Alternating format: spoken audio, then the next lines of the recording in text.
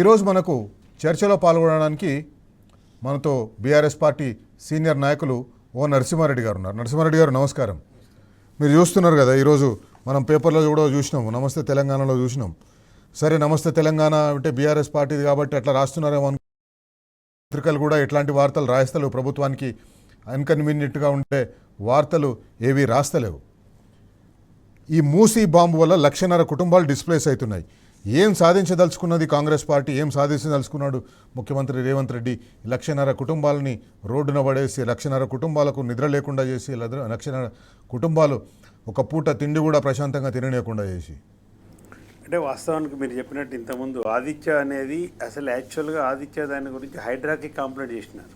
అవును, హైడ్రాకి కంప్లైంట్ మూసి నదిలోనే ఉంది, అది నీళ్ళలోనే. అవును, దాంట్లో కట్టినప్పుడే కంప్లైంట్ చేస్తే హైడ్రా వాళ్ళు ఇంతవరకు దాని మీద ఎలాంటి యాక్షన్ లేదు, దాని మీద ఎలాంటి లేదు. ఆల్రెడీ వాళ్ళు ఎగ్జామ్ చేసినారు, యథేచ్ఛగా వాళ్ళు కట్టుకుంటూ పోతూనే ఉన్నారు. ఇప్పుడు మళ్ళీ మూసీలు ఏదైతే ల్యాండ్ ఎక్వేషన్ కోసం మీరు పెట్టినారో, ఇప్పుడు మీరు చెప్పిందని మధు అపార్ట్మెంట్స్కు దానికి తేడా ఏంటంటే శైలేష్ గారు, ఇలా జనం ఉన్నారు, ఇంకా అలా జనం లేరు. అవును, ఇది ఆక్యుపైడ్ ఆల్రెడీ. మున్సిపల్ ట్యాక్స్ కడుతున్నారు, కరెంటు బిల్లులు కడుతున్నారు, ట్యాక్సీలు కడుతున్నారు, ఈఎంఐలు కడుతున్నారు, అన్ని కడుతున్నారు, కుటుంబాలు అక్కడ ఉంటున్నాయి. పర్మిషన్ ఇచ్చి 10-15 సంవత్సరాలు అయింది, ఇప్పుడు కాదు అది. అవును, ఇంకా అక్కడ జనం పోలేదు, పర్మిషన్స్ లేవు, ఇమ్మీడియట్గా నువ్వు డిస్మాంటిల్ చేయొచ్చు. అక్కడ డిస్మాంటిల్ పక్కన పెట్టండి, నోటీసులను ఇవ్వచ్చు కదా భూసేకరణ కోసం. మీరు అదే మూసీ నదికి, గండిపేట తర్వాత స్టార్ట్ అయిన మూసీ నదికి చాలా మటుకు కాలనీలకు భూసేకరణ నోటీసులు ఇచ్చిండ్రు. మరి ఇది కూడా దాని కిందకే వస్తుంది కదా, దాని కిందకి ఇవ్వచ్చు కదా. రేవంత్ రెడ్డి ఎవరైతే ఉన్నారో ఈ ముఖ్యమంత్రి అన్నట్టు, ఆయన యాక్చువల్గా రియల్ ఎస్టేట్ బ్రోకర్. ఆయనకు రియల్ ఎస్టేట్ అన్నీ చెప్పిండు. దాంట్లో మనం కొత్తగా చెప్పేది రియల్ ఎస్టేట్ బ్రోకర్ అంటే ఏ పని చేసినా ఆయనకు బ్రోకర్ అంటే ఏం చేస్తాడో 4 పైసలు రాంది పని చేయడు. ఇప్పుడు ఏంది, మూసి ఆడికి రాగానే పక్కకు తొలిగిపోద్ది అన్నట్టు. ఇప్పుడు ఈ బ్యూటిఫికేషన్ ఆగిపోతుంది. ఆదిత్య వాళ్ళు మీకు చెప్పినట్టు ఆ 1000 కోట్లలో ఓ 10% 5% ఇస్తామని చెప్పినారు కాబట్టి ఆపినారు. అంటే అస్మదీయులకు సంబంధించి ఒక రూల్ ఉంటుంది, సామాన్య జనానికి సంబంధించి పట్టి పీడించి వాళ్ళని రోడ్ల పడేయటం అనేది రేవంత్ సర్కార్ యొక్క లక్ష్యంగా మనకు కనిపిస్తుంది. మీరు అడిగిన ప్రశ్నకు మొదలు అసలు మూసీ ప్రక్షాళన సుందరీకరణ అన్న టాపిక్ ఏదైతే మొదలుపెట్టినారో, ఇది మొదలుపెట్టినప్పుడు 2-3 మంత్రులు మాట్లాడిన మాటలు అవన్నీ కూడా మనం ఒకసారి పరిశీలిస్తే అసలు మూసీ ప్రక్షాళన ఏంది, సుందరీకరణ ఏంది ప్రజలకు కూడా తెలియాలి. మూసీలో ఇప్పుడు కలుషిత నీరు పోతుంది కాబట్టి, వ్యర్థాలు వస్తున్నాయి కాబట్టి దాన్ని తొలగించేసి దాన్ని మంచినీళ్ళుగా మార్చి దాన్ని ఏం చేయాలో దాన్ని శుద్ధి చేసి గోదావరి నీళ్ళని తీసుకొచ్చి చేయాలని కేసీఆర్ గారి గవర్నమెంట్ ఈ ప్లాన్, ఇది సంబంధించిన సుందరీకరణ మొదలుపెట్టింది. దానికి చేస్తే స్పష్టంగా అప్పటికి కేటీఆర్ గారు మున్సిపల్ మంత్రిగా ఉన్నప్పుడు 32 ఎస్టీపీలు దానికి చేసినాము. దాంట్లో 25 ఆల్రెడీ ఉన్నాయి. రేవంత్ రెడ్డి ముఖ్యమంత్రి అయినాక కూడా 7, 6 మొన్న కూడా మన ప్రారంభోత్సవాలు చేసినారు. అంటే మూసీలో వస్తున్న వ్యర్థ జలాలను శుద్ధి చేసి పంపించి గోదావరి జలాలను తీసుకొచ్చి మూసీని జీవనదిగా చేయాలనేది ఇది. దీని కాస్ట్ ఆ రోజుల్లో వేసినాయి 17,500 కోట్లు, 17,500 crores. ఆల్రెడీ ఎస్టీపీలో భాగం అయిపోయింది. ఇప్పుడు గోదావరి నుంచి నీళ్లు తెచ్చేసి టెండర్లు కూడా దానికి సంబంధించి పిలిచినాం 5,000 కోట్లు 6,000 కోట్లు. దాన్ని డబల్ చేసేసి మళ్ళీ దాన్ని 15,000 కోట్లు చేసేసి చేయాలనేది ఆల్రెడీ ఉంది. ఇప్పుడు ఇక్కడ జరుగుతుంది. దీన్ని భిన్నించి రేవంత్ రెడ్డి చేయడానికి గల కారణాలు ఏందనేది మన ప్రజలు కూడా ఆలోచన చేయాలి. ఆల్రెడీ పోయిన గవర్నమెంట్ చేసిన దాన్ని కంటిన్యూ చేస్తే అయిపోయి మూసి సుందరీకరణ జరిగిపోయేది, ఆల్రెడీ అన్నీ జరిగేది. ఇప్పుడు ఏంటి ఈయనకు దీంట్లో అంటే రియల్ ఎస్టేట్ వ్యాపారం కావాలి, అధిష్టానానికి నెలకు 2,000 కోట్లు పంపాలి, ఆ డబ్బు కావాలంటే ఇప్పుడు రాబర్ట్ వార్దాకు ఈ టెండర్ ఇచ్చేసి మొత్తం కూడా చేయాలనేది అని స్పష్టంగా చెప్తున్నాను. గవర్నమెంట్ దగ్గర పైసలు లేవు కాబట్టి మూసీ గర్భం నుంచి కిలోమీటర్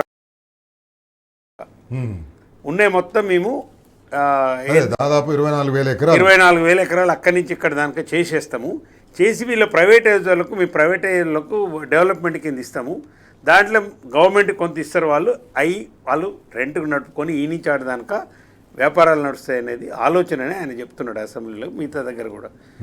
ఇప్పుడు ఈ సుందరీకరణ అనేదానికి ఈ ప్రైవేటు బిల్డింగ్లకు ఏం సంబంధం అనేది చెప్తలేదు గవర్నమెంట్. చెప్తాను, గవర్నమెంట్ చెప్పదు కానీ మనకు చాలా స్పష్టంగా తెలుసు. ఒక చిన్న బ్రేక్ తీసుకుందాం. బ్రేక్ తీసుకునే ముందు ప్రేక్షకులకు ఒక పాయింట్ చెప్పాలి. ఆదిత్య వాంటేజ్ వాళ్లకు ఎందుకు మీరు నోటీసులు ఇస్తలేరు? ఎందుకంటే ఇంతకుముందు చెప్పినట్టుగా ఈ మూసీ సుందరీకరణ పేరుతోటి భూములన్నీ సేకరించి ఆ భూములను మళ్ళా రియల్ ఎస్టేట్ వ్యాపారులకే ఇచ్చేసి వాళ్ళతో అక్కడ రియల్ ఎస్టేట్ వ్యాపారం చేయించి రిక్రియేషన్ జోన్ పేరుతోనో మాల్ పేరుతోనో లేకపోతే అక్కడ వాటర్ పార్క్ అనో లేకపోతే ఇంకో థీమ్ పార్క్ అనో ఏదో ఒక పార్క్ పెట్టి మొత్తానికి అది వాళ్ళకి ఇచ్చేయాలి. ఇంకొకటి ఇప్పుడు రాజన్ నగర్ ఆర్డీఓ గారు ఈరోజు చెప్పిను కిస్మత్పూర్ దర్గా ఖలీజ్ దగ్గర మేము కొన్ని ఎకరాల భూమిని సేకరిస్తున్నాం అని చెప్పేసి అని. అక్కడ ప్రభుత్వం అక్కడ ఒక గాల్ఫ్ కోర్స్ని నిర్మించాలనుకుంటుంది. చూడండి, పేదల ఇండ్లు తీసుకొని మధ్యతరగతి వాళ్ళ ఇండ్లు తీసుకొని గాల్ఫ్ కోర్స్ పెడుతున్నారు అక్కడ. ఆ గాల్ఫ్ కోర్స్కి ఎవరు ఆదిత్య వాంటేజ్ లాంటి అల్ట్రా లగ్జరీ అపార్ట్మెంట్స్లో ఉండే వాళ్ళే ఆ గాల్ఫ్ కోర్స్లోకి పెడతారు. వాళ్ళ కోసం అల్ట్రా లగ్జరీ అపార్ట్మెంట్స్లో ఉండే వాళ్ళ కోసం, అల్ట్రా లగ్జరీ విల్లాస్లో ఉండే వాళ్ళ కోసం ఫెసిలిటీస్ కల్పిస్తేందుకు ఈ ల్యాండ్ని తీసుకుంటున్నారు.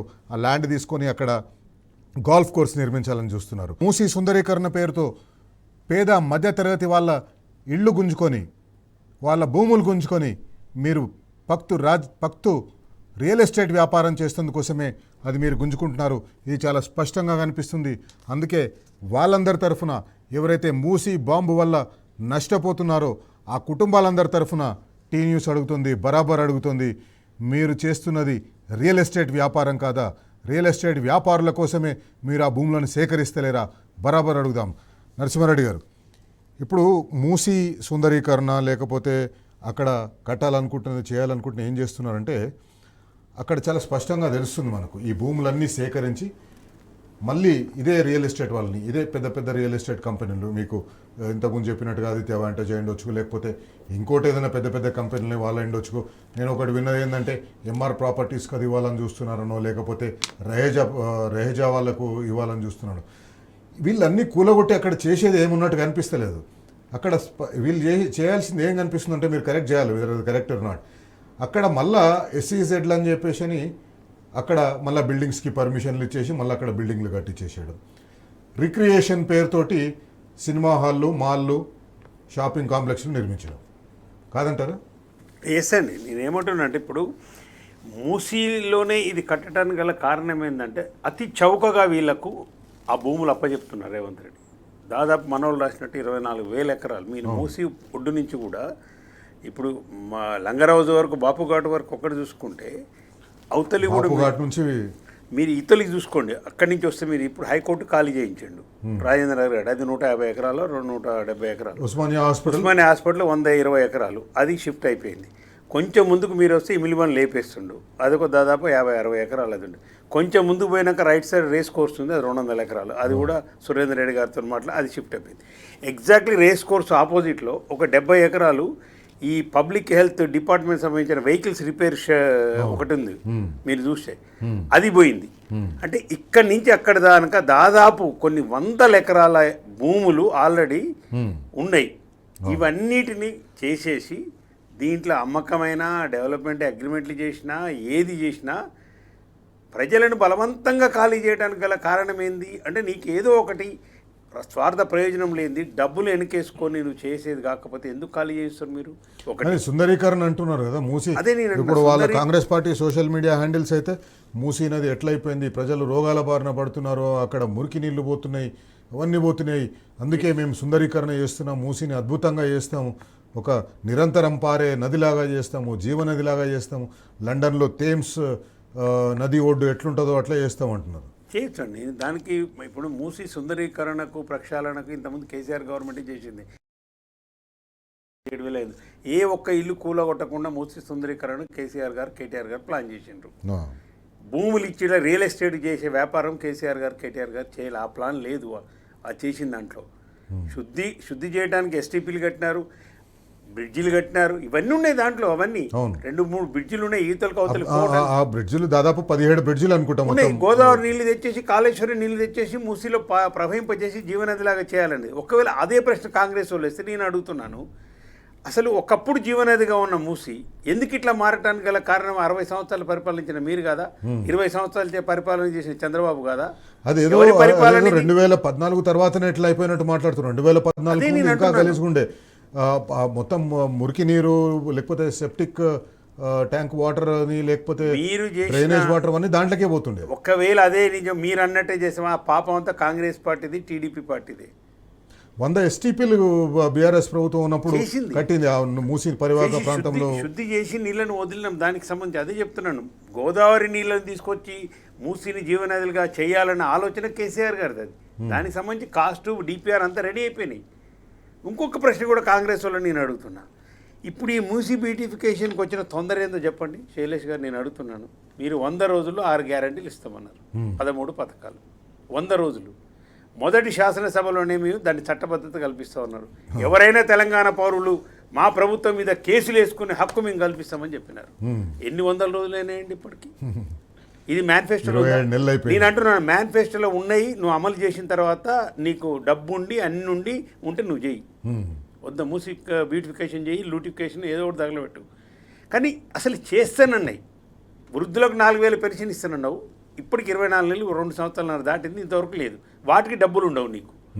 రైతు భరోసా ఇలా అయిపోయింది. ఓట్లకు మధ్య అయింది. నాట్లు పోయి ఓట్లకు అయిపోయింది. ఎన్నికలు అయిపోయినాయి. యాసంగి కూడా అయిపోయింది. ఇప్పుడు ఇంతవరకు అతి లేదు గతి లేదు. ఓట్లు ఇంకా జెడ్పీటీసీ ఎంపీటీసీ ఎలక్షన్స్ ఒకటే లేదు. ఒకవేళ అది అయిపోయిందంటే మళ్ళీ 3 ఏళ్ళు ఇంకేం ఉండదండి. నిన్న క్యాబినెట్ జరిగింది. ఇంత బర్నింగ్ ఇష్యూ రైతులు అడుగుతున్నారు, పెట్టుబడి సాయం కోరుకుంటే మీరు ఇచ్చిన వాగ్దానమే వాళ్ళు అడిగేది. సిగ్గు లేకుండా 15,000 నువ్వే 12,000 చేస్తావు. చేసినా 12,000 ఇస్తున్నాడు, అది లేదు. ఇప్పుడు మళ్ళీ 10,000 చేస్తాడేమో చూడండి. అదే నేను అంటున్నాను. ఇట్లా నేను అనేది మీరు ఇచ్చిన హామీలు మొదలు అమలుపరచకుండా కళ్యాణ లక్ష్మి, తులం బంగారం అంటే అసలు 116 116 రావట్లేవు. అందరూ చెప్తున్నారు. రూరల్ పోతే మన మున్సిపల్ ఎన్నికలు కానీ అంతకుముందు జరిగిన గ్రామ పంచాయతీ ఎన్నికలు ప్రజలందరూ చెప్తూనే ఉన్నారు. రైతులకు బోనస్ అంటే 500 బోనస్, అది మొత్తం ఎగ్గొడుతుంది. వీటికి డబ్బులు లేవు. కానీ మూసికి 1,50,000 కోట్లు ఎక్కడి నుంచి వస్తాయనేది రేవంత్ రెడ్డి జవాబు చెప్పాల్సిన అవసరం ఉంది. అలా అంటే అప్పులు తీసుకొస్తా అంటున్నాడు కదా, లోన్ తీసుకొస్తా. అప్పులు తెచ్చి మరి నువ్వు ఇచ్చిన వరల్డ్ బ్యాంక్ వాళ్ళు ఇస్తామంటున్నారు అని. ఇప్పుడు మీరు డిక్లరేషన్ల పేరు మీద సోనియా గాంధీని తీసుకొచ్చి, ప్రియాంక గాంధీని తీసుకొచ్చి, రాహుల్ గాంధీని తీసుకొచ్చి వాళ్ళు ఇటు సంతకాలు పెట్టి, నువ్వు ఇటు సంతకాలు పెట్టి, బట్టి గారు అటు సంతకాలు పెట్టి, ఉత్తమ్ గారు ఇటు సంతకాలు పెట్టి ప్రజలను చెప్పేసి మోసం చేసి ఓట్లు వేయించుకుంటారు. నువ్వు గద్దె ఎక్కిన తర్వాత ఫస్ట్ చేయవలసింది ఏందని, నీ ధర్మం ఏంది, ప్రజా పరిపాలన అని చెప్పే నీ ధర్మం ఏంది, ప్రజలకు ఇచ్చిన వాగ్దానాలను అమలుపరచాలి కాంగ్రెస్ పార్టీ. పక్కన పడేసి డబ్బులు వీటికైతేనే డబ్బులు లేవు అంటావు, వాటికైతేనే డబ్బులు వస్తాయంటావు.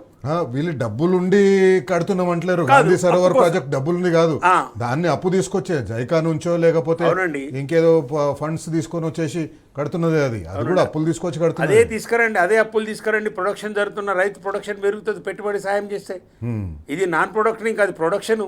నువ్వు రైతులకి ఇవ్వాలా, రైతు బంధు ఇస్తే సహాయం చేస్తే ఇంకా 1 క్వింటాల్ కష్టాలు పడి పెట్టుబడి సాయం లేక ప్రైవేట్ వ్యక్తుల దగ్గర పోయి 3 రూపాయలు వడ్డీలు తెచ్చి సగం ధాన్యం అంతా వాళ్ళకు పోసి నువ్వు బోనస్ ఇస్తానన్న బోనస్ బోగస్ అయిపోయింది. ఏ హామీ ఇచ్చిండ్రు అమలు పరచడానికి మీరు చెప్పండి. నువ్వు 100 రోజులు అమలు చేస్తానన్న 13 పథకాలు అమలు చేయి, 420 పథకాలు అమలు చేసినాక ఇవాళ మూసి బ్యూటిఫికేషన్కు నీ లూటిఫికేషన్కు తొందర ఏమి లేదని ప్రజలు అంటుండ్రు. ఇంకోటి నేను అడుగుతున్నా, ఎవరైనా ఒక నిపుణుల కమిటీ వేరా అండి శైలేష్ గారు? నాకు అర్థం కాదు. ఇంత పెద్ద ప్రాజెక్టు ఎక్కడైనా ఒక కమిటీ ఒక ప్రతిపక్షంతో కానీ కూర్చోబెట్టి మాట్లాడి స్టేక్ హోల్డర్లతో మాట్లాడుతున్నాను ఇంతవరకు. స్టేక్ హోల్డర్లు పక్కన పెట్టండి.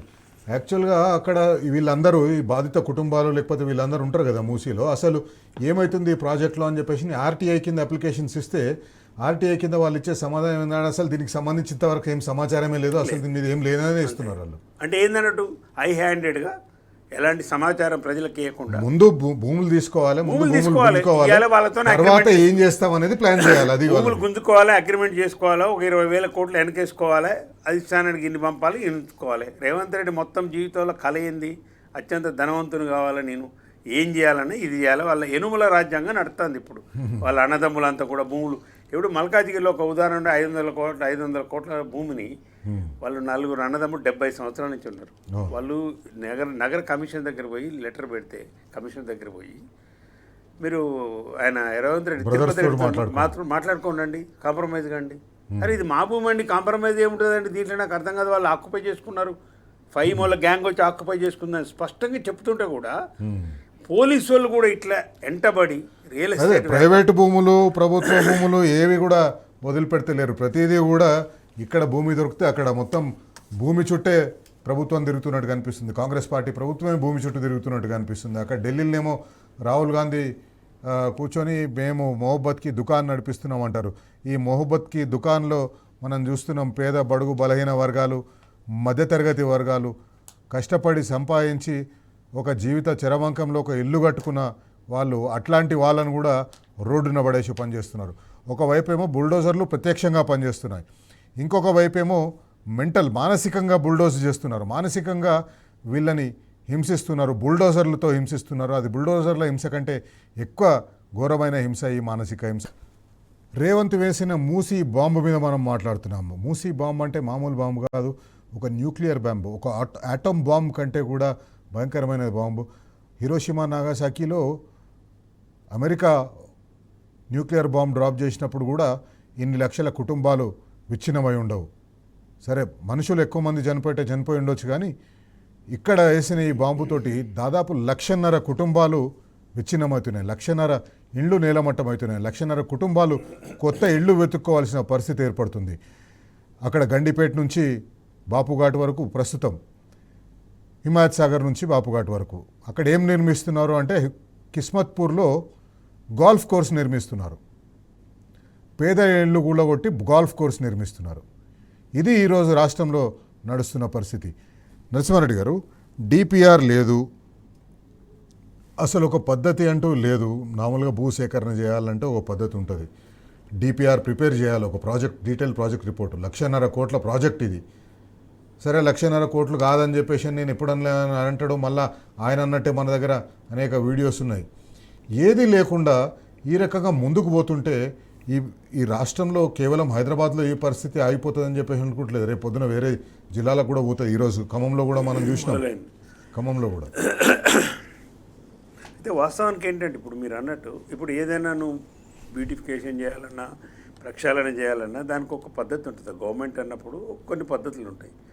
అసలు ఎన్ని ఎకరాలు అవసరము దానికి ఒక కమిటీ కథ కమామూసి చేసిన తర్వాత ఒక అఖిలపక్ష సమావేశం పెట్టో, అసెంబ్లీలో పెట్టో, ఒక డిపిఆర్ తయారు చేసో, తర్వాత వ్యవహారం ముందుకు పోవాలి. టెండర్లు పిలిచే దగ్గరికి తర్వాత వ్యవహారం. ఇప్పుడు ఈ హోంవర్క్ ఏమీ లేదు, ముఖ్యమంత్రి కానీ కలబడుతుంది అంతే. ఆయన కలబడంగానే ఇన్ని ఎకరాల భూమి కావాలి అంతే. ఎవరో ఒకడు కాంట్రాక్టర్ వచ్చిండు అడుగుతుండు, మంత్లీ పంపవలసిన కిస్తులు కట్టకపోతే ఈయన పదవి ఊడిపోయే పరిస్థితి ఉంటుంది. కాబట్టి ఆల్రెడీ వాళ్ళ దగ్గర నా ఉద్దేశం ఏంటంటే ఆల్రెడీ ఈయన ఒక 10-20 వేల కోట్లు ఆల్రెడీ తీసేసుకుండు వాళ్ళ దగ్గర డబ్బులు తీసేసుకొనే ఇది మొదలు పెట్టిండి. ఈ ఒత్తిడి అంతా చూస్తుంటే ఏంటంటే మళ్ళీ డబ్బులు తీసేసుకొని మళ్ళీ డబ్బులు కావాలన్నప్పుడల్లా ఇవ్వాలంటే వాళ్ళు మరి ఏమైనాండి. మా పరిస్థితి ఏంటంటే ఇగో ఈడ ఆక్యుపై చేస్తున్నాం, ఆడ చేస్తున్నాం, ఈడ చేస్తున్నాం. ఇంకొకటి అండి, ఇప్పుడు గాంధీ గారి విగ్రహము, గాంధీ సరోవర్ ఏదైతే పెడుతున్నామో, మీరు అంటారుగా మా గాంధీలు ఇట్లా, మా గాంధీలు ఎట్లా, మా గాంధీ ఫ్యామిలీ ఇట్లా అని అంటారు కదా. ఇప్పుడు ప్రియాంక గాంధీ గారైనా, రాహుల్ గాంధీ గారైనా, సోనియా గాంధీ రియాక్ట్ కావాలి కదా. ఇలా తుషార్ గాంధీ గారి ట్వీట్కు గాంధీ ఫ్యామిలీ వాళ్ళు రియాక్ట్ కావాలి, రాహుల్ గాంధీ గారు రియాక్ట్ కావాలి. సరే, గాంధీ ఫ్యామిలీ, ఈ గాంధీ ఫ్యామిలీ వేరు, ఆ గాంధీ ఫ్యామిలీ అయినప్పటికీ మీరు చెప్పుకుంటారు కదా అంటున్నా, వాళ్ళు చెప్పుకుంటారు కదా, మేము గాంధీ ఫ్యామిలీ వారసులు అని చెప్తున్నారు. కాబట్టి గాంధీ మా పార్టీ అహింసతో కూర్చుంది, గాంధీ గారికి ఇచ్చే గౌరవం ఏం గౌరవం? ఇప్పుడు గాంధీ విగ్రహం పెట్టి లంగరవదులున్న గాంధీ విగ్రహం తీసేసి పెట్టని 15 ఎకరాల భూమి, 15 కాకుండా. కానీ ఇప్పుడు గాంధీ విగ్రహం తొలగించి ఇట్లా చేయొద్దని చెప్పి గాంధీ గారి వారసు. నరసింహారెడ్డి గారు, మీకు ఒక విషయం చెప్పాలా? మీరు బాపుఘాట్ పోయినారు ఎప్పుడైనా? పోయినాం. బాపుఘాట్ పోయినప్పుడు మీరు ఆ బాపుఘాట్ మెయింటెనెన్స్ ఎట్లుంటుందో మీరు చూసిండ్రా? బాపుఘాట్ కానీ బాపుఘాట్ చుట్టుపక్కల కానీ లంగరాజు ప్రాంతంలో ఉన్నదాన్ని చక్కగా మెయింటైన్ చేయడం చేత కాదు. దాన్ని ఇప్పుడు తీసుకొని ఏదో చక్కగా లేదు. దానికి యాక్చువల్గా చేయదలుచుకుని నేను అనేది ఏంటంటే అది ఏంది, ఇప్పుడు ఆ బాపు గారిని లేపాలి ఫస్ట్ ఆ నుంచి. ఇప్పుడు కిలోమీటర్ అని చెప్పిన కదా, నదీ గర్భం నుంచి కిలోమీటర్లో ఈ బాపు ఎగిరిపోతుండు. ఉన్న గాంధీని బీకాలి ఫస్ట్, పీకి కొత్త గాంధీని తేవాలి. ఇప్పుడు కొత్త గాంధీని తేవాలి కాబట్టి ఏం కావాలంటే ఎకరాలు కావాలి. ఇప్పుడు దీని వెనక ఈ మధు పార్కు ఏంటంటే దీని వెనకాల గవర్నమెంట్ ల్యాండ్ ఉంది, అది వేరే వాళ్ళది ఉంది ల్యాండ్, 100 ఎకరాలు ఉంది. ఇప్పుడు ఇది లేపేయాలి. పర్మిషన్ ఉంటే పర్మిషన్ మనం ఇచ్చినాయి కదా, మనం క్యాన్సిల్ చేసుకోకూడదా? ఇంత మూర్ఖంగా మాట్లాడే ముఖ్యమంత్రిని ఉన్నాడు ఇవాళ. మరి ఆడియో కన్నా కానీ కొంచెమన్నా జ్ఞానం ఉండాలి. చదువుకున్నాడు, సరే ఆయన అంటే మూర్ఖుడు, చదువు లేదు కాబట్టి ముఖ్యమంత్రి చెప్తాడు. ఆడియో గారు మీరు చదువుకున్న వాళ్ళు, చట్టం తెలిసిన వాళ్ళు, ఏ చట్టం ప్రకారం నోటీసులు ఇస్తావు? జిహెచ్ఎంసీ పర్మిషన్ ఇస్తుంది, వాళ్ళు ట్యాక్సీలు కడుతుంటారు, బ్యాంకు వాళ్ళు లోన్ ఇస్తుంటారు. అంటే పబ్లిక్ యూజ్ కోసం, పబ్లిక్ పర్పస్ కోసం మేము ఏ భూమినైనా సేకరించవచ్చు అని చెప్పేసి అని అంటున్నారు కదా. అగ్రీడ్ అండి. 2013లో భూసేకరణ చట్టం చేసింది యూపీఏ గవర్నమెంట్. అవును. 2013లో కొత్త భూసేకరణ చట్టం తెచ్చింది యూపీఏ గవర్నమెంట్. దానికి సంబంధించి నియమ నిబంధనలు ఆ చట్టం ఏం చెప్తుందో ఉంది. ఆ చట్టం ప్రకారం సేకరించండి. ఇప్పుడు నేను ఒక ఉదాహరణ చెప్తా. గవర్నమెంట్కి సంబంధించి అమ్ముకుంటేనేమో నువ్వు ఇవాళ ఎక్కడ అమ్మిరు కదా, గజం 3,70,000. నియోపోలిస్ దగ్గర మొన్న అమ్మింది ఎంత, ఎకరం 170 కోట్లు. అంటే గవర్నమెంట్ తన భూమిని అమ్ముకోవటానికి పబ్లిక్ ఆక్షన్ పెట్టి అమ్ముకుంటే నీకు 3 లక్షల రూపాయలు కావాలి. ఇప్పుడు ఇక్కడ మరి నువ్వు కంపెన్సేషన్ అనేది ఏ పద్ధతిలో ఇస్తావు? ఏమైనా మాట్లాడిన వాళ్ళు అన్నట్టు ఇప్పుడు ఏమవుతుందంటే, ఇప్పుడు మధు పార్కేజో లేకపోతే సాయిరామ్ నగర్ కాలనీలో లేకపోతే దర్గా ఖలీజ్లో ఉన్న ఇతర కాలనీల్లో వాటన్నింటిలో ఇట్లా సేకరించేసి మళ్ళీ అదే ఆక్షన్ పెడతాడు. నేను చెప్పే పాయింట్ అది. నేను చెప్పే పాయింట్ ఏంటంటే, వీడు భూమి సేకరించిన తర్వాత వీళ్ళు చేసేది ఏంటంటే మళ్ళీ వ్యాపారం. మళ్ళీ ఎవరికోనికి అమ్మటం, వ్యాపారం చేయటం. 2013 భూసేకరణ చట్టం ప్రకారం ప్రజా అవసరాల కోసం కనుక మీరు ప్రభుత్వం తీయదలుచుకుంటే ఒక గెజిట్ నోటిఫికేషన్ ఇవ్వాలి, దానికి ఒక నోటీసులు ఇవ్వాలి, వాళ్ళని పిలవాలి, కలెక్టర్ పిలవాలి, మాట్లాడాలి. ఒక లెందీ ప్రాసెస్ ఉంది దానికి సంబంధించి, చాలా లెందీ ప్రాసెస్ ఉంది. అంటే ప్రభుత్వం అనుకుంటే ఎంత లెందీ ప్రాసెస్ షార్ట్ అదే. అంటే మీరేంది, మీ గవర్నమెంట్ ఉన్నప్పుడు ఈయన కాంగ్రెస్ కాదు కదా. ప్రాబ్లం ఏమొస్తుందంటే, ఈయన కాంగ్రెస్ వాడు, ఈయన అధిష్టానము బీజేపీ, ఈయన నా స్కూల్ ఏమో అదే అని చెప్పే ఆర్ఎస్ఎస్, బీజేపీ, కాలేజ్ ఏమో టీడీపీ, ఇదేమో ఇప్పుడు సర్కార్ ఏమో ఉద్యోగమే కదా. కాకుండా ఏం చేస్తారు, ట్రాన్స్ఫర్ చేస్తారు అంతే కదా. ఆయన రెడీగా మళ్ళీ బీజేపీతో మాట్లాడుకొని దానికి రెడీగానే పెట్టుకుండు గురువు గారి ద్వారా. ఆల్రెడీ ఒక ప్లేస్ రెడీగా పెట్టుకొని ఉండు. కాదండి, మొన్న ఒక స్టేట్మెంట్ 1000 కోట్లకు సంబంధించి చిన్న ఇంటర్ఫిరెన్స్ 1000 కోట్లు అన్నాడు కదా. బీజేపీ వాళ్ళు ఏం మాట్లాడలే కదా. అసలు 1000 కోట్లు గాంధీ ఫ్యామిలీకి ఇవ్వాలి, మన అందరం కలెక్ట్ చేసి ఇవ్వాలని డీసీసీ అధ్యక్షులు దాంట్లో మాట్లాడండి ఆయన. ఈ 1000 కోట్లు అంటే ఏందండి, నాకు అర్థం కాదు. ఈ 1000 కోట్లు అసలు ఏంటిది? ఎవరైనా ఒక ముఖ్యమంత్రి భారతదేశంలో మా అధిష్టానం దగ్గర డబ్బులు లేవు, మేము 1000 కోట్లు మీరందరూ కూడా చందాలుగా రూపంలో ఇవ్వాలని పిలిపిస్తే అది ఎంత ఆర్థిక నేరం అండి, అరాచకం కదా, ఆర్థిక అరాచకత్వం అది. ఎంత రాజ్యాంగ విరుద్ధం. ఒక ముఖ్యమంత్రి ప్రజాస్వామ్యంలో గెలిచినావు నువ్వు, ప్రజల ఓట్లు ఇచ్చుకొని. అందుకే నేను చెప్తున్నా, భూసేకరణ చట్టం నాకు పట్టదంటాడు. సోనియా గాంధీ గారు చేసిన భూసేకరణ చట్టం అది 2013. దాంట్లో లాస్ట్గా భూసేకరణ చట్టంలో ఒక చెట్టుకు కూడా విలువ ఉంది. భూసేకరణ చట్టంలో దాంట్లో ఇస్తామని చెప్పినంత కంపెన్సేషన్ ఇస్తాను, వీళ్ళ దగ్గర పైసలు లేవు కదా. కోసినా కూడా నా దగ్గర పైసలు వెళ్ళామంటారు. పైసలు చాలా ఉన్నాయి, 1,50,000 కోట్లు. గవర్నమెంట్ పైసలు పెట్టాల్సిన అవసరం లేదు. లోన్లు తెస్తా, అది చేసి ఇది చేస్తా. మొన్న దేవాదులకు పోయి 80% పూర్తయిన పనులు 20% చేస్తుంది, నా దగ్గర పైసలు లేవంటున్నాడు. పైసలు లేవంటాడు. 2 పిల్లలు ఉన్న కాళేశ్వరం బాగు చేయడానికి ఇన్ని రోజులు నా దగ్గర పైసలు లేవంటాడు. 6 గ్యారెంటీలు అమలు చేయమంటే పైసలు యాడ్ ఉన్నాయి అంటాడు. దేనికి పైసలు లేవు? 5,000 కోట్లు 6,000 కోట్లు రైతు బంధు వేయడానికేమో నీకు పైసలు లేవంటావు. ఇప్పుడు నీ విలాసాల కోసం ఎందుకండి ఎంహెచ్ఆర్డీ నాకు చెప్పండి.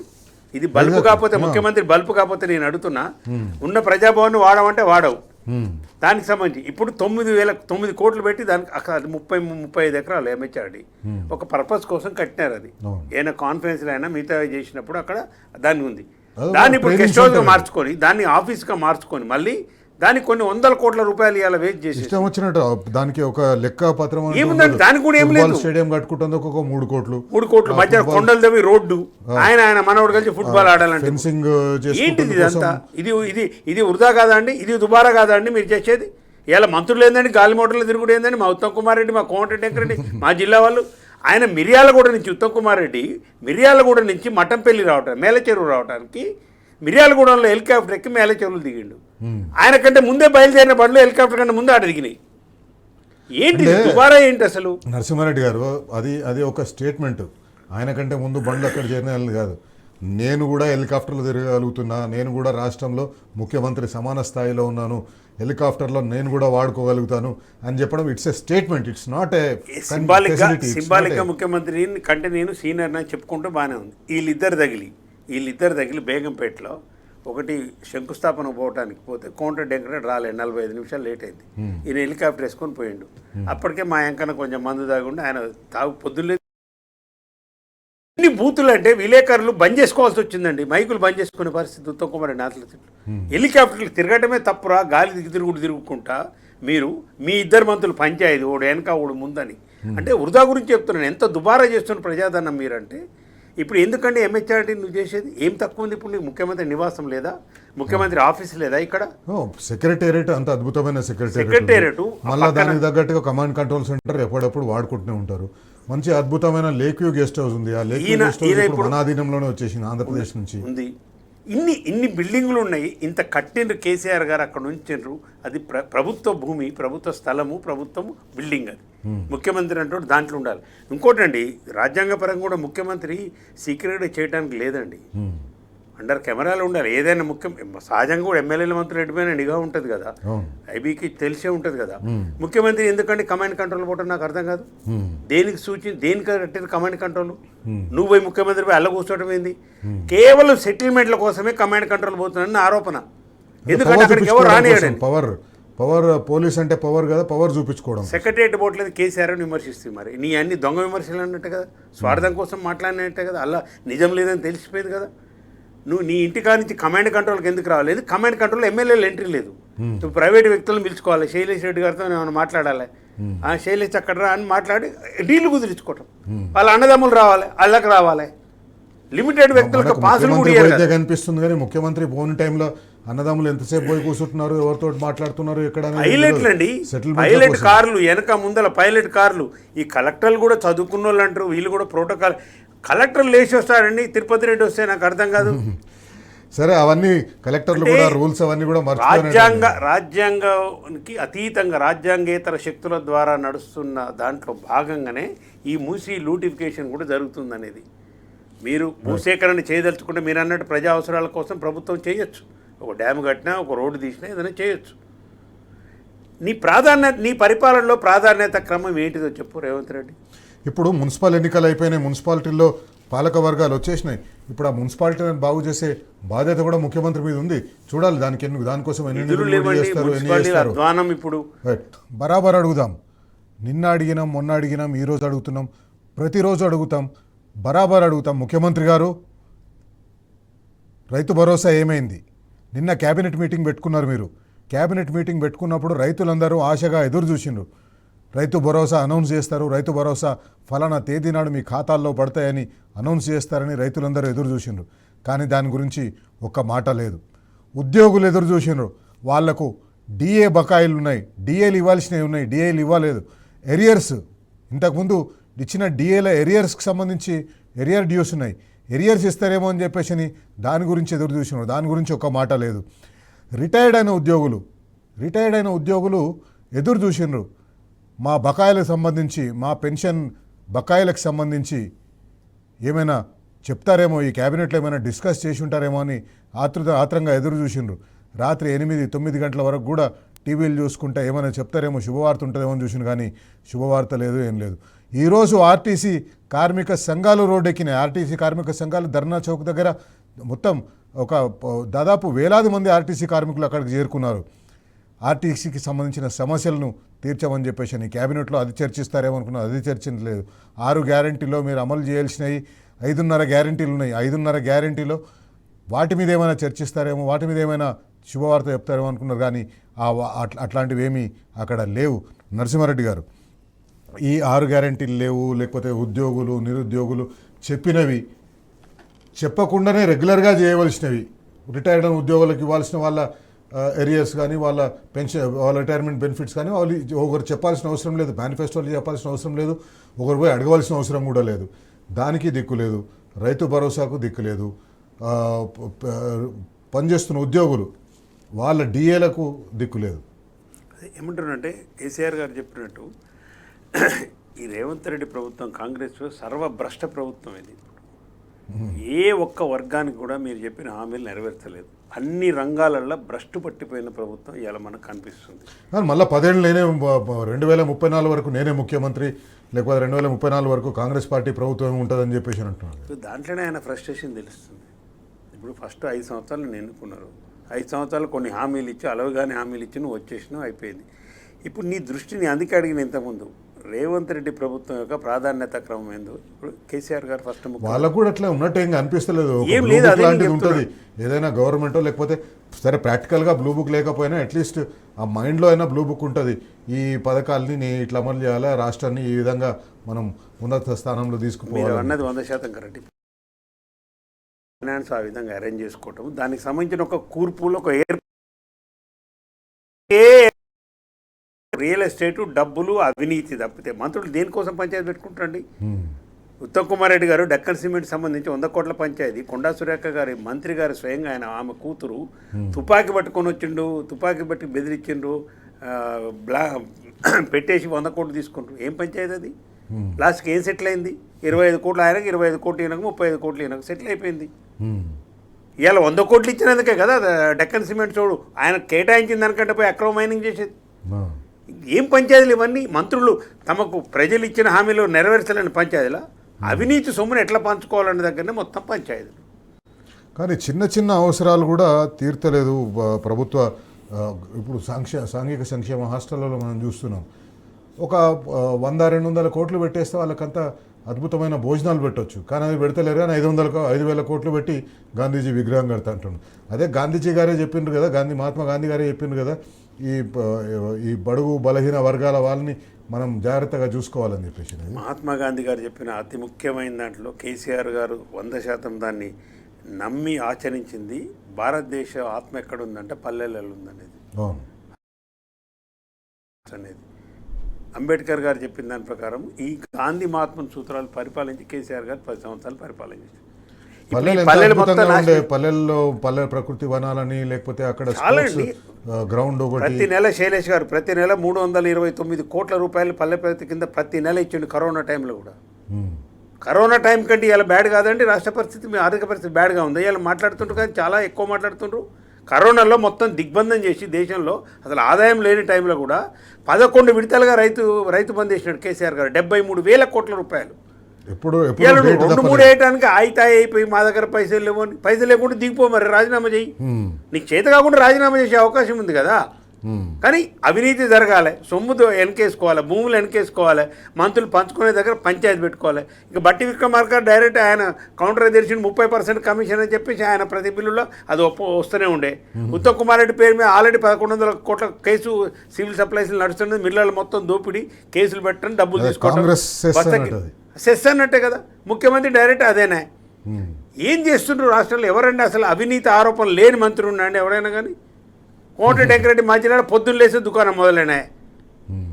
ఇవాళ ఆ పైసలతోనే కదా మీరు మున్సిపాలిటీలో దౌర్జన్యంగా గెలిచింది. ఆ పైసలు పంచే కదా, అక్రమ సంపాదన పెట్టే కదా ఇవాళ మీరు గెలిచింది. ఎక్కడ గెలిచింది మీరు?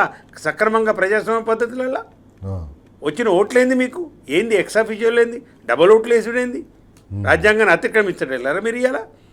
ఇవాళ బాల్కసుమన్ అరెస్ట్ చేసిన దాంట్లో మీరు కేతనపల్లిలో 10 వార్డులు టీఆర్ఎస్, ప్రీపోల్ అలయన్స్ సిపిఐతోని 14 ఉంటే కూడా మీరు అసలు డేర్ చేయొచ్చండి ప్రజాస్వామ్య పద్ధతులలో? ఎవరైనా కానీ, ఎంత వివేకైనా కానీ, ఎంత కొడుకు ఎంపీ అయినప్పటికీ మీరు ఎక్సాఫిషియల్ పెట్టినప్పటికీ కూడా మీకు లేవాడా?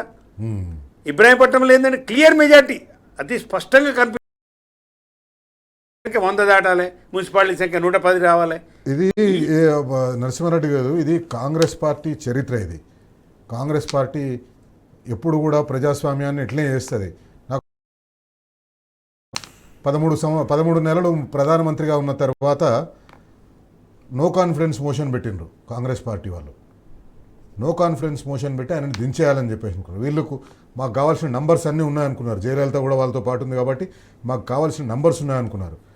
చివరకు వాళ్ళకి కావాల్సిన నంబర్స్ లేక ఒరిస్సా ముఖ్యమంత్రిని పిలిచి ఆయనతో ఓట్లు ఇప్పించేసి ఆ ప్రభుత్వాన్ని కూలగొట్టింది. సో కాంగ్రెస్ పార్టీ కేతనపల్లిలో వేసింది చాలా చిన్నది. వాజ్పేయి గారి ప్రభుత్వాన్ని కూలగొట్టి వాళ్ళు చేసిన పెద్ద ప్రజాస్వామ్య ద్రోహము, అంతకు మించిన ప్రజాస్వామ్య ద్రోహం ఉండదు. అది కేతనపల్లి ఇంకా అది ఆవు చేలమేస్తే దూడ ఘటన వేస్తుంది అన్నట్టు. పార్లమెంట్లోనే మేము అట్లా చేయంగా ఇక్కడ కేతనపల్లి పెద్ద మున్సిపాలిటీ. చెప్పిన ఉదాహరణకు ఇంకోటి కూడా, ఇందిరాగాంధీ గారు ఏదైతే సంజీవ్ రెడ్డి గారిని పార్లమెంట్లో ఒక అధ్యక్షునిగా నిలబెట్టి సంపూర్ణమైన మెజార్టీ పార్లమెంట్ నుండి వివిగిరిని నిలబెట్టి ఆత్మప్రబోధానికి ఓటేయండి, సొంత పార్టీ అధ్యక్షుని, సొంత పార్టీ అభ్యర్థిని కూడా కొట్టిరు కదా. నీలం సంజయ్ రెడ్డి గారు అధ్యక్షుడు ప్రెసిడెంట్ కావాల్సిందే కదా ఆ టైంలో. వైస్ ప్రెసిడెంట్గా వివిగిరి ఉన్నాడు. కాంగ్రెస్ పార్టీ నిర్ణయం చేసింది, సిడబ్ల్యూసీ తీర్మానం అయిపోయింది, ఆయన అభ్యర్థిత్వం పెట్టేసిండ్రు, ఫుల్ మెజార్టీ ఉంది లోక్సభలో. ఆయన ఓడిపోయిండు ప్రెసిడెంట్. ఎవరు గెలిచిండు? వివిగిరి గెలిచిండు. ఇవాళ నుంచి కాదు, అసలు ఇందిరాగాంధీ టైం నుంచే ఈ నమ్మకద్రోహాలు, సొంత పార్టీడైనా బయటోడైనా ప్రజాస్వామ్యం అనేది లేదు. అలహాబాద్ కోర్టులో ఆమె ఎన్నిక చెల్లదన్నందుకు దేశం మొత్తం 2 సంవత్సరాలు ఎమర్జెన్సీ చీకట్లు అసలు ఈ దేశమే చెల్లదన్నట్టు ఏంటంటే అసలు నాకు అర్థం కాదు ఇది మాట్లాడతారు. బన్సీలాల్ అని వెనకట హర్యానా ముఖ్యమంత్రి ఉండే, మీకు కూడా తెలుసు అనుకుంటాను. ఏ క్యాజీ బన్సీలాల్ जी आप बहुत कम सीट्स आया कैसा सीएम है मैं हूं ना मैं जीत गया बस है అయారాం గయారాం అనేది బన్సీలాల్తోనే వచ్చిందే కదా. అవునవును. ఒక్క రోజులే 3 పార్టీలు మారిండు ఎమ్మెల్యేలు. ఇది కాంగ్రెస్ సంస్కృతి భాగం. ఇది ఈ అప్రజాస్వామికము ఈ దాష్టికాలండి. అలా సోషల్ మీడియాలో పిల్లలు పోస్ట్ పెడితే కిడ్నాపులు చేసి తీసుకుపోయి లోపడేస్తుండే. రైట్, థ్యాంక్ యూ నరసింహారెడ్డి గారు.